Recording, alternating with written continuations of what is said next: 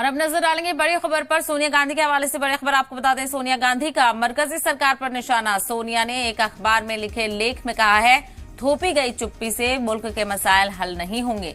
सोनिया ने एजेंसियों के गलत इस्तेमाल का भी लगाया इल्जाम। तो वहीं सोनिया ने अडानी, मेहुल चौकसी, बिल्किस बानो का भी मुद्दा उठाया। मोदी सरकार जमहूरियत के तीनों पिलर को गिरा रही है। पीएम मोदी सरकार के खिलाफ सवालों पर चुप हैं। पीएम की खामोशी से लाखों जिंदगियां मुतासिर हैं। तो ये बड़ा बयान एक लेख में सामने आया है। सोनिया गांधी ने मरकजी सरकार पर निशाना साधा है। एक अखबार में लिखे लेख में सोनिया गांधी ने ये तमाम तर बातें लिखी हैं। और वो बातें क्या हैं वो भी बता दें। थोपी गई चुप्पी से मुल्क के मसाइल हल नहीं होंगे।